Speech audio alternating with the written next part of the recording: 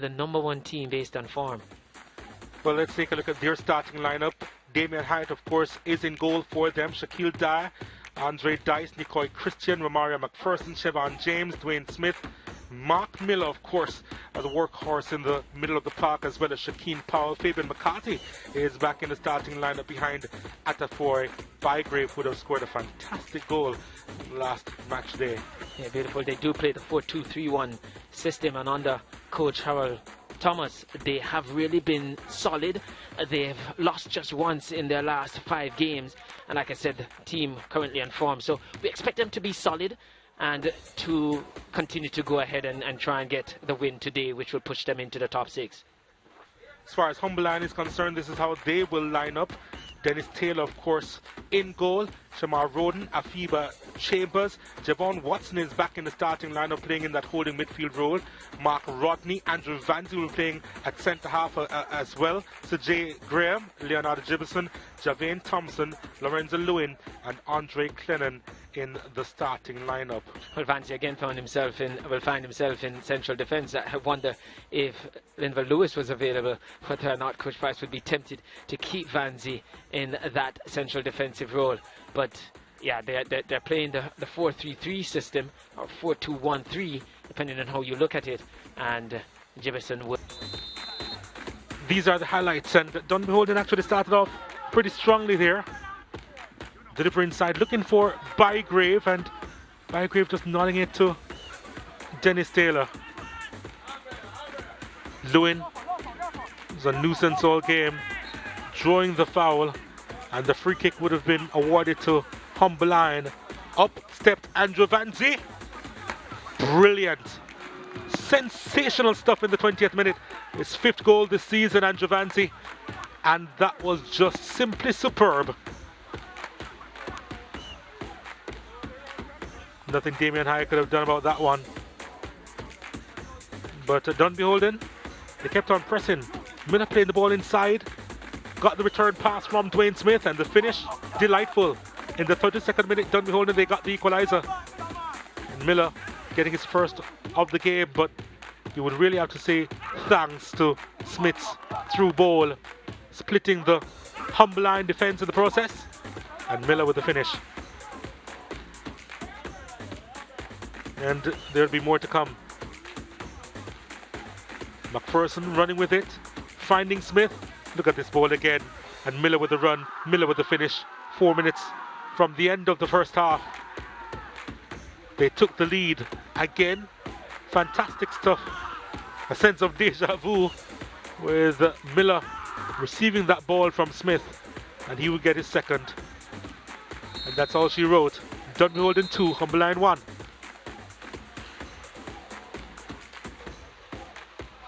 11 shots for Dunbeholden, 6 on target, 6 shots for Humberline, 2 on target. And quite a few fouls were committed in this one, 35 fouls, with Humberline committing 22 of them. 3 of the cards, of course, were shown to Humberline, just the 1 to Dunbeholden.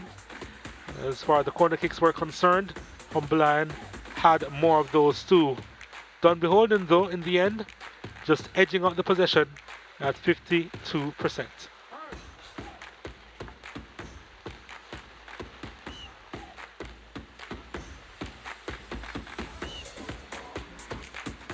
So it's still pouring here at the UEJFF Captain Horsburgh Centre of Excellence. Dunbeholden, though, walking away with the 3 points. They're in 3rd spot at the moment. The 2-1 win over Humberline, making sure of that result, and their standing in the table presently.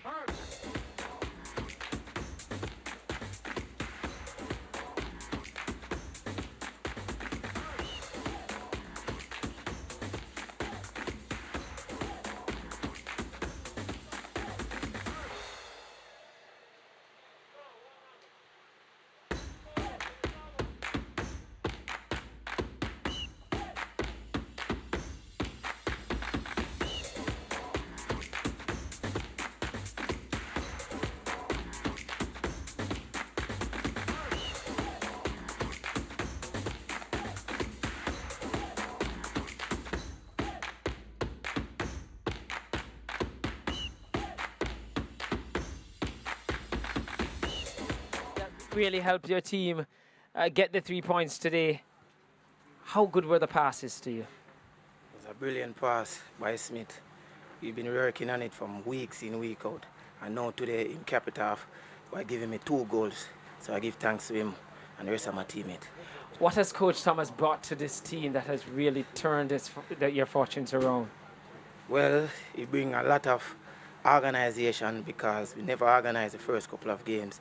And now we're getting organized. We're getting a lot of people in the boxes now.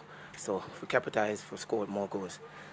All right, well, good luck in your other encounters. You're in the top 6 now. Long may it continue. All right, thank you. Yes. So Milladair getting 2 good goals today, and it was made very easy by the passes he got from Smith. Just didn't break stride, just completed those finish. Coach, what went wrong after you scored? I think we made 2 defensive errors where people didn't follow their assignment and actually follow players, and they got behind our defensive unit and they scored 2 goals, you know, and that is what dictated the rest of the game. We were in the ascendancy for the first 20 minutes, and then we just got complacent and sat back. We made the adjustment in the second half, and we tried to get the equalizer, but try as we may, you know, we weren't able to get it today. You spoke about the second half. We didn't really get the type of response we expected. What do you think accounted for that? I think that the break that we had with the lockdown, you know, sort of affected us. You know, we weren't able to train for 2 days. You know, so you know we weren't as sharp as we normally were when we played the last game. So it's a part of it. Everybody has to deal with it. So we just have to keep on working hard and get ourselves prepared for our next encounter. Beautiful free kick from Vanzi. At any level that would have scored. Do you feel he's warranting a national call-up?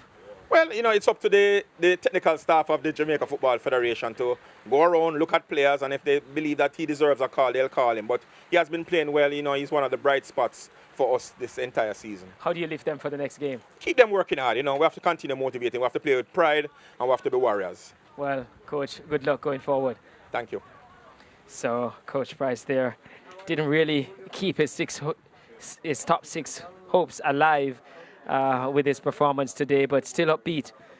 Coach, after you went a goal down, the mood on the bench looked very calm. What were you seeing that caused you to remain calm? Well, we know we had control of the game at the time. It was a goal against the run and play. We were having the better play at the time. So we know we'd get an equalizer somewhere along the line. So we just kept calm. In terms of the second half, what was the game plan for the second half? In the changing room at halftime, we told them to get this team out of the game. We were having the better play, as I told you. So we told them to get the next goal so we can put them to rest. And we didn't get the goal, but we're stuck in there. From 8th place when you started this game to 3rd, what does that mean for you and your confidence? It's a joyous feeling, a really good feeling coming from 8th to 3rd. We can, a relatively new team, we can't ask for nothing more. Okay, well, Coach, you look to consolidate your position. All the best. Yeah, man, thanks.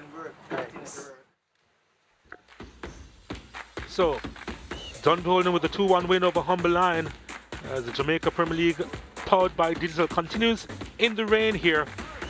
And Dunbeholden with the 3 points, they move up to 3rd in the standings. Of course, Humble Lion with no chance of going through to the playoffs.